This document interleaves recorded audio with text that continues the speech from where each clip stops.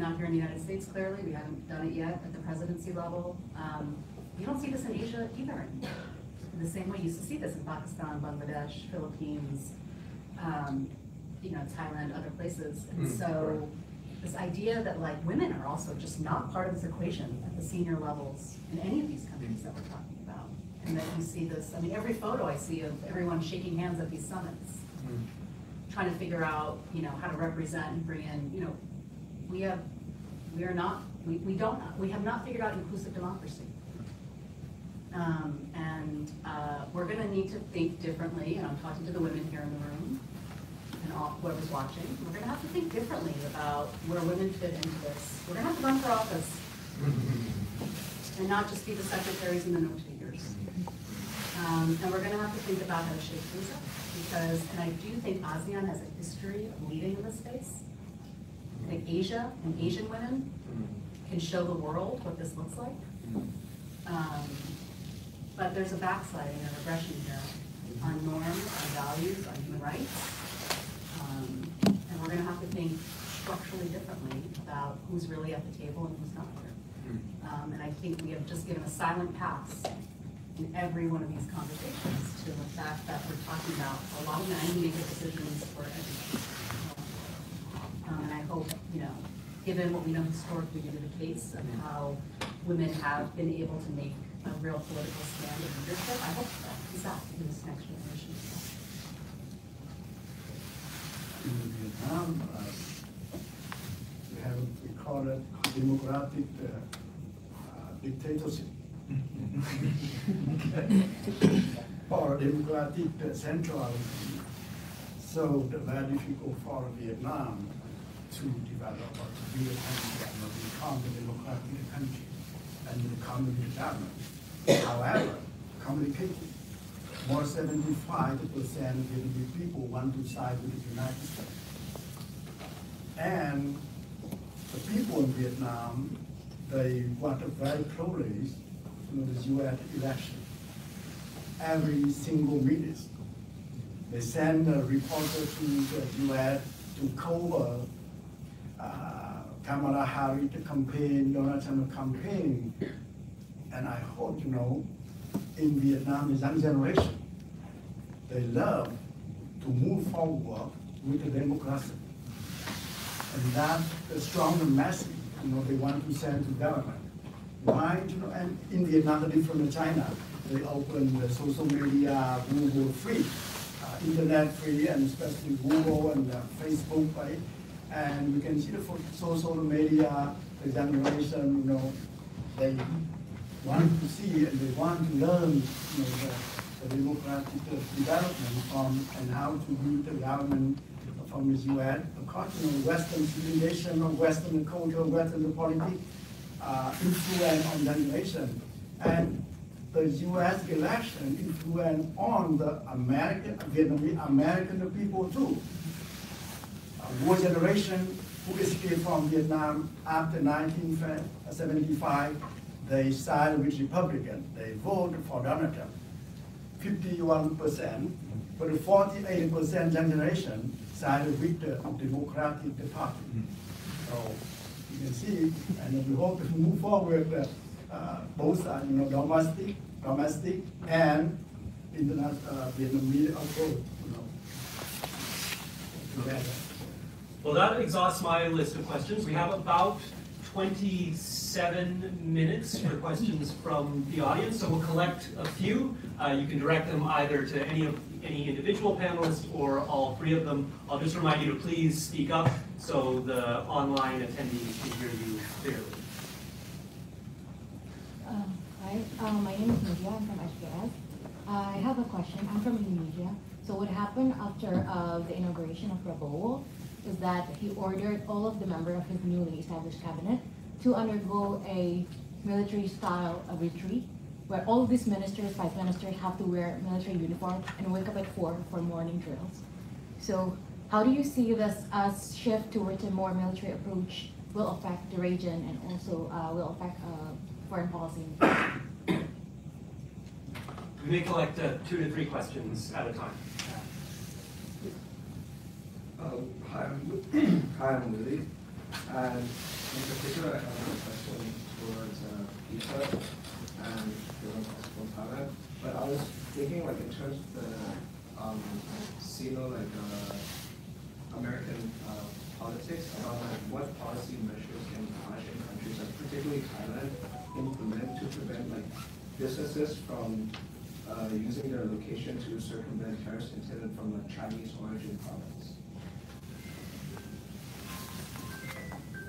One more there. Thank you so much, by the way, for the panel. My question is to perhaps Peter and to Fatima as well. We're seeing with the re-election of Trump, perhaps the global perspective on the current American election result may not be as favorable as whatever the American population has chosen for itself. Does that then for countries, and I'm thinking India in particular, which is also, you know, like you were mentioning, perhaps electorally autocratic or authoritarian, does that sort of open up a vacuum on the global level of what the US's perception is now in terms of how it stands as a democracy and its foreign policy going forward? Does that maybe open up a space for other aspirational countries from other parts of Asia? How might they leverage that, and is it even possible for them to leverage that? Is that now an opportunity? 3 great questions. So let me take, how are we going to divide this? Maybe I take 1 and 2. 1 and 2. I can, but I don't want to monopolize. I'm not autocratic. I don't go to retreats. But I'll take 1 and 2, and maybe you can take the third one, if you can share. I feel like security-led world, the tension will go up. But the situation or the experience of Thailand of lost decade in the past 10 years after the military coup, it explains that, you know, just because you have uniformity of the way you think, you lose out creativity and innovation. And whether, you know, if you have army as morale police, hoping that the corruption will go down, if you have this kind of domination of ideas, it's just not the case if you look at the corruption perception index. So I think that's something that Indonesia can learn from Thailand, that it's about inclusion, about diversity. So trial and error, and that's how you come up with creativity and innovation rather than uniformity of things. The second question is about, you were trying to explain like how Chinese companies are already investing in Mexico and Southeast Asia to avoid what Trump is about to do. Yeah, kind of. Like, and a lot of them are already like positioned themselves in Thailand, and they have like businesses there, and then they ship like from Thailand. Sometimes like they can go like have different tariffs from that instances. So that could be an opportunity that you capitalize, and not just a sweatshop for China, but the way you think about transfer of technology so that Thailand can really participate. Fatima was talking about EV, for example. So 100 EVs that is being produced in China, only 40 is within China, in the Chinese market. 60% is outside. So even if it was Biden administration, they have that kind of tariff. Europe had that kind of tariff. Thailand, there's nothing like that. There's no gate-tailing. So a lot of EVs entered into Thai market, which is fine, only that Thailand was a Detroit of Asia, and we have ICE industry that is in place, and about 1 million people is being employed in that automotive sector. So it's that kind of question that if, because of Trump presidency and the fossil fuel agenda that he has, then it's very much giving global dominance of EVs to the Chinese or not. That becomes another issue that we have to think about. That if that really happens, how do you balance or find the cadence, find the rhythm of obviously trying to electrify transportation, but at the same time making sure that the existing infrastructure that's been there for many, many years, as well as employment, is there. That's the kind of art, the kind of balance that Thailand needs. I'm not sure I understood can you see your question in a different way? Yeah, in short, sorry, I missed your name. I'm Ritul, by the way, I'm also from HKS.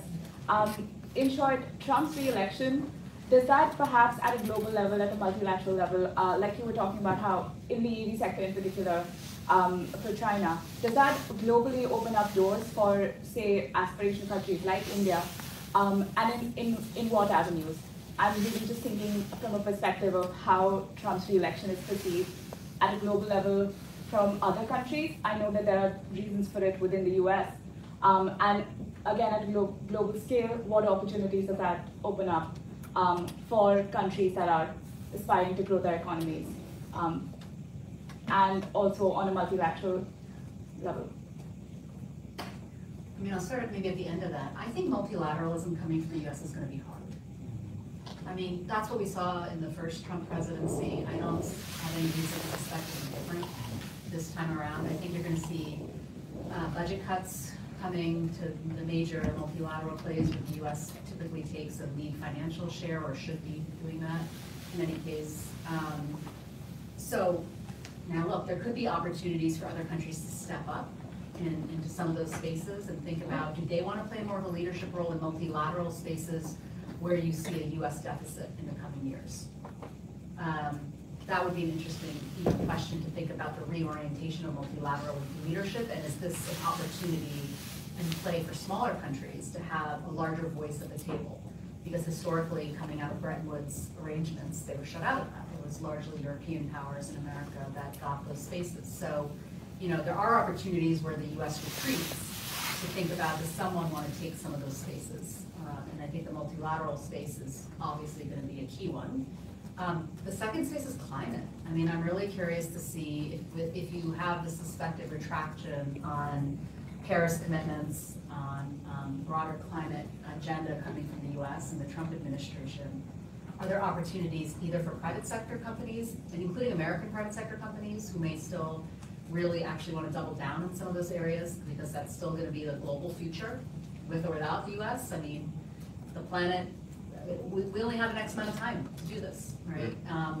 And we'll be 4 more years behind exponentially in how we're doing that. But globally, the planet has to make some really drastic choices faster than we're currently going. And that's the reality we all face, whether or not we're elected leaders or not. So are there opportunities for newer voices to take up more space on innovation, technologies, and how we scale up faster on climate, for instance, navigating some of those challenges that we all know to be there. And then the last thing I would say is,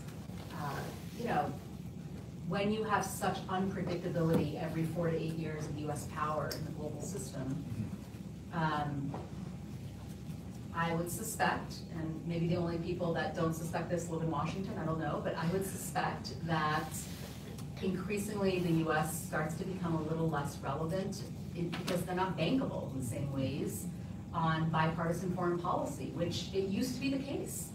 It used to be the case that bipartisanship, really did characterize US foreign policy and national security, actually. And there weren't that many drastic changes between the two parties. I worked in the US Senate for 5 years on the foreign relations side during the 2000s, and the bickering and the partisanship was really on the domestic committee side. It wasn't so much on the foreign policy, national security side. That's a recent shift in the last 20 years. I don't know how permanent that shift is, actually. If we always think everything that's happening today must be the only thing that's happening. I don't know how permanent some of those shifts are. It's hard to tell. If it's a more permanent shift where you don't have predictability beyond the water's edge, as we like to say in foreign policy, then I think it raises some serious questions about how bankable we are in the long term. And I think that should scare us as Americans, because it's going to have implications for US power and the US role on the global stage, and how much we may want to matter a lot, but how much we really do may really fundamentally change if it hasn't already. So I'll just pause there, and maybe those are some quick thoughts. Okay, time for a few more questions. Yes. Hi, my name is Lynn, and I actually have 2 questions. My first question is similar to her. That Peter mentioned that if Trump imposed 60% tariff on goods from China, then ASEAN can fill that gap. So my question is, if Trump imposed 20% tariff on goods from ASEAN countries, then could this push Asia closer to China orbit rather than or instead of filling that gap? That's my first question. Second question is also Kita mentioned that the Indian and Indonesian new president focus on international or has this international ambition in terms of economic development. And so, but he actually has openly dismissed some Western idea on labor rights and state of democracy as inappropriate for Indonesia to adopt. So my question is, could Trump and Prabowo strike deal that means the US disregard Indonesia position on such issue and that Prabowo adopt some of the Western idea to help his international ambition? One word, actually. Oh, sorry, we're taking rounds, right? Yeah, let's take a couple more questions. Take one question from online, Kevin. Cobalt and nickel. That's what both of them are thinking. We have one question on the situation in Myanmar. The audience asks, Prabowo and Modi are both leaders with tarnished human rights records. Trump's election adds to the theme of rising authoritarianism and illiberalism in this year's super cycle. How do you think this will impact international pressure and sanctions being applied to Myanmar's military junta? And will it become more difficult to hold human rights abuses to account within ASEAN? Yes, you start. All right, my name's Carson. So my question is really about the issue of domestic politics. You mentioned as well that there's not weapons showing up in Southeast Asia. If you look at Singapore, the Lee family, Philippines, Thailand, all these countries have all these common families that really refuse to leave. And the result is the family feud in the Lee family, the young Philippines and myself. So I'm just curious to hear, you guys see any situation where the young people could possibly try to reverse these trends of dynastic families or these cycles where people keep preferring also voting for the same people, and also how women can show up outside of dynastic conflicts, in Thailand, right? She's the daughter of former prime minister there, right? So how do you guys see any of that? That's sort of for all of it. How do you want to prioritize? Let's just go down the line, and okay. If any of you have anything that you'd like to say on either of those questions, be my guest. So for the question about short-term potential of ASEAN producers overtaking Chinese producers because of the 60% tariff, that's rubber, that's food and juice, that's machineries for Thailand. I mean, I looked it up already, that these are potential industries that we can take care of if it were to happen. However, like I said, in short term it might be an opportunity, but in the long term I feel like that's not going to be the case because what comes into the country goes out of the country. America relies on global trade of about 27%, and even if you find a short-term fix, but in a long-term competitiveness, you need incoming goods and services and talent. As per your question on India, talent, two things, biotech and space economy. Given the transition team, vaccines and space, those are something that countries outside of this Sino-American trade retaliation can think about. Second one on Prabowo, that's how I answered it. Ambition with question on credibility. Obviously, it's clear that he has international ambition, but it's a continuity from Jokowi with some criticism. With that constitutional court, the age of 35 of Gibran, and Kaesang being 29 running for provincial election. So he has that kind of legitimacy question that needs to really answer to a lot of Western leaders when he's trying to do so. On Myanmar, obviously, yes. So, to turn 5-point consensus to 5-year roadmap, you need frontier state diplomacies, and that's China, India, and Thailand.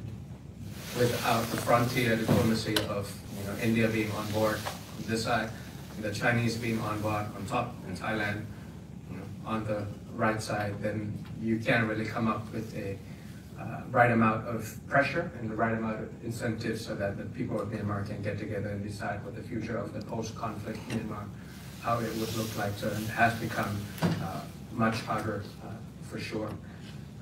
In terms of dynastic politics, I don't think of that word as a negative word by universal design, by umbrella. It's a proxy leadership. That's the problem.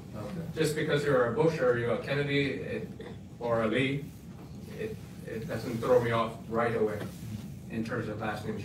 I mean, they were born like that, but in terms of proxy leadership, if you have to, you can't decide on the spot. You got to ask your parents.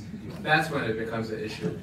Whether you're a Trudeau, Abe, or a Bush or Kennedy, it doesn't bother me that much. But it's proxy leadership that you have to go back to the Senate leader if you are Hun Manet. You have to go to your father if you are Pat on Pat to decide on something that is instant, something that is so severe, and you couldn't come up with an answer yourself. That's where the problem lies. So that's why it's a kind of pain point that our former party, Move Forward Party, was trying to do, is to have a party platform that becomes a bridge for young people to run for office without compromising their values or their bank accounts. So that's a pain point, that's for sure, but we definitely see it as an opportunity and not just a threat. If I may just briefly add, the United States does have a dynastic politics issue as well. This was the first election since 1976 in which one of the two major party tickets did not have either a Biden, a Bush, a Clinton, or one more name that I forget it, or a Clinton on the top of the ticket, or on the ticket. So it's an issue around the world that democracies are facing. No, I agree. I'm not trying to single Southeast Asia. I'm going to put on a different hat now. Sorry, lots of different hats. I'm going to change out my hat for a second. So I've also spent time in civil society, in the NGO space, in the INGO space, including when I was with Oxfam. And so I want to actually put that on for a second because I want to link the online question on human rights more broadly, outside of not just Myanmar, but more broadly, and then Carson, to your question as well, around some of these spaces about women showing up. Look, I think if you're in civil society right now and you're looking at all these election results across the board, you're concerned. You're really concerned. This feels like a big setback in lots of different ways that are probably very obvious. I don't spell them out, particularly around human rights, gender, women's rights, and I hope what you all and what others take away and can consider in part of this is the role of civil society is going to be more important than ever in this coming decade. And as we see a retreat on the democratic stage with the rise of authoritarian strongmen in lots of different contexts and places, we're going to need civil society voices more than ever. And the good news, because there is good news here, is that we have a very rich foundation, a very strong civil society across the board.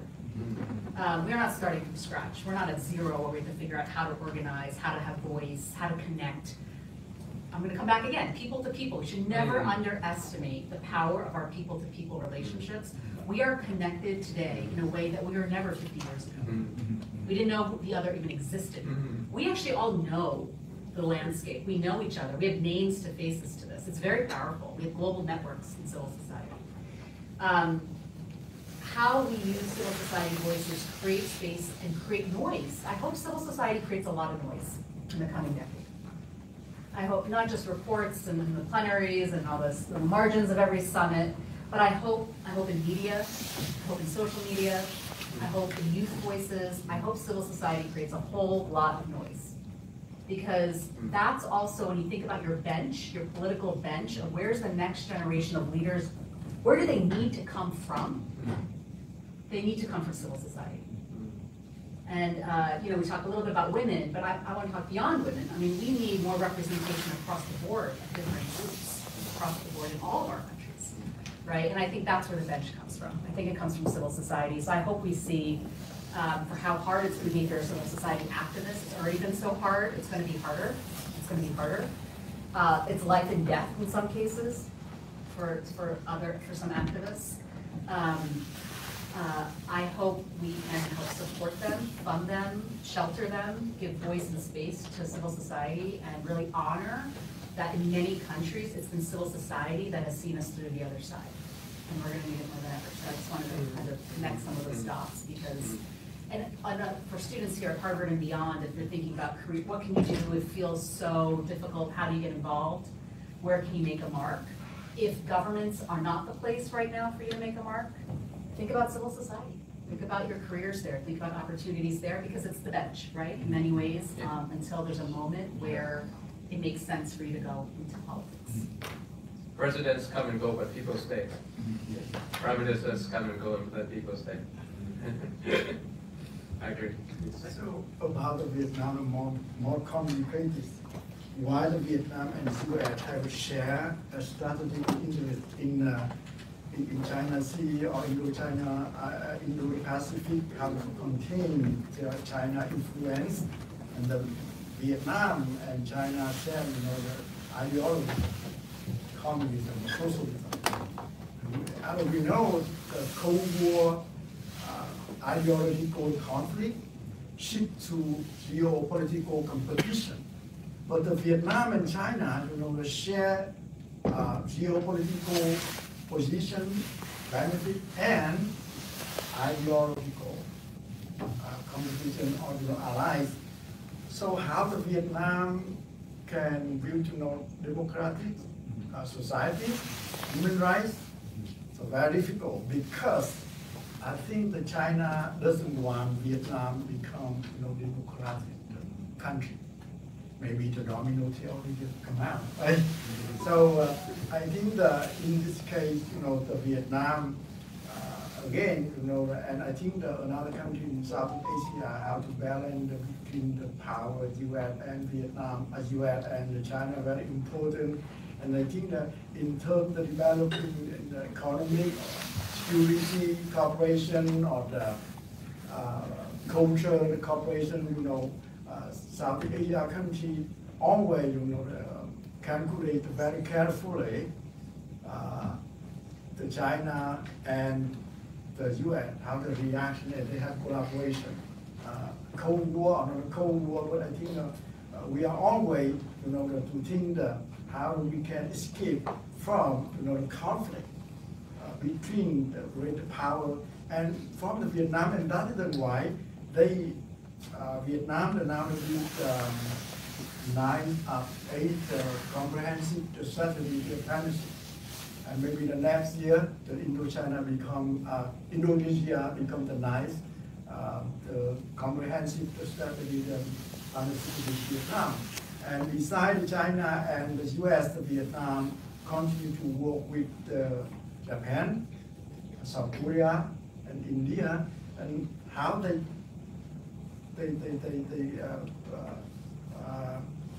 fortify, their power, democratic dictatorship, and developing, the economy.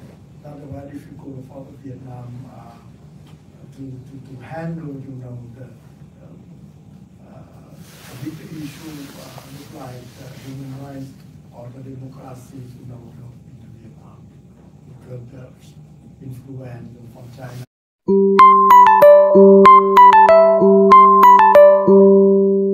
Very strong, still very strong. Well, with that, we are closing in on the end of our time. So thank you all very much indeed for your attention. Please join me in thanking the Asia Center for hosting this event and for Hi Fatima Teacher.